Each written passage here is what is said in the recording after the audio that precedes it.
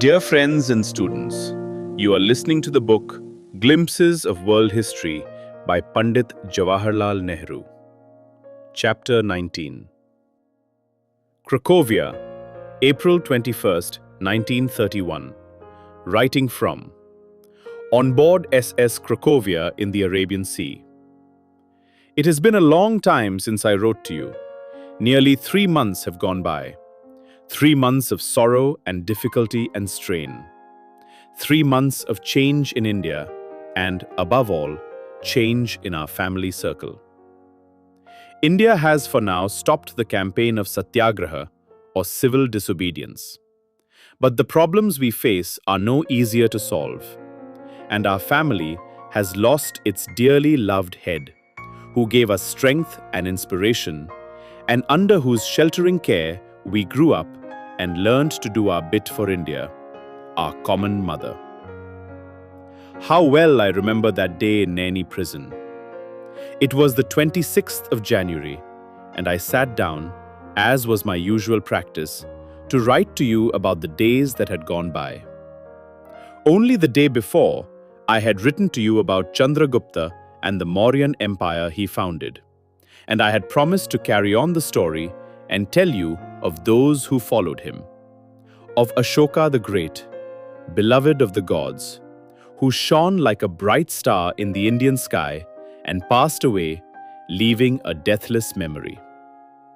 As I thought of Ashoka, my mind wandered and came back to the present, to the 26th of January, the day I sat with pen and paper to write to you. That day was a great day for us. For a year earlier, we had celebrated that very day all over India, in city and village, as Independence Day, Purna Swaraj Day, and all of us, in our millions, had taken the pledge of independence. Since then, a year had passed, a year of struggle and suffering and triumph. And again, India was preparing to celebrate that great day. And as I sat in Barrack number 6 of Naini Prison, I thought of the meetings and processions and the lathi charges and arrests that would take place that day across the country. I thought of this with pride and joy and anguish, when suddenly my musing was cut short. A message reached me from the outside world that Dadu was very ill, and that I was to be released immediately to go to him. Full of anxiety, I forgot my musings, put away the letter to you that I had just begun, and left Naini Prison for Anand Bhavan. I was with Dadu for 10 days before he left us.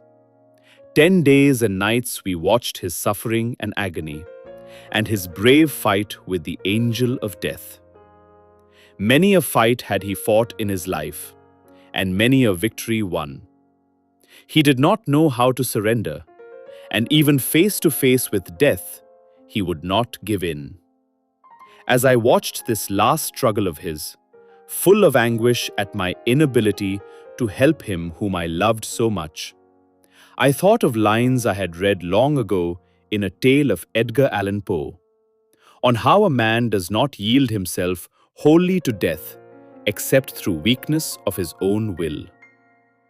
It was on the 6th of February, in the early morning, that he left us. We brought his body, wrapped in the flag he loved so well, from Lucknow to Anand Bhavan. Within a few hours, it was reduced to a handful of ashes, and the Ganga carried away this precious burden to the sea. Millions have sorrowed for him, but what of us, his children, flesh of his flesh and bone of his bone? And what of the new Anand Bhavan, his child too, even as we are, fashioned by him so lovingly and carefully? It is lonely and deserted now, and its spirit seems to have gone. And we walk along its verandas with light steps, lest we disturb it, thinking always of him who made it. We sorrow for him and miss him at every step. And as the days go by, the sorrow does not seem to grow less, nor his absence more tolerable. But then I think that he would not have wanted us to be this way. He would not want us to give in to grief, but to face it as he faced his troubles and conquer it. He would want us to carry on the work he left unfinished. How can we rest or give in to futile grief when work beckons and the cause of India's freedom demands our service? For that cause he died.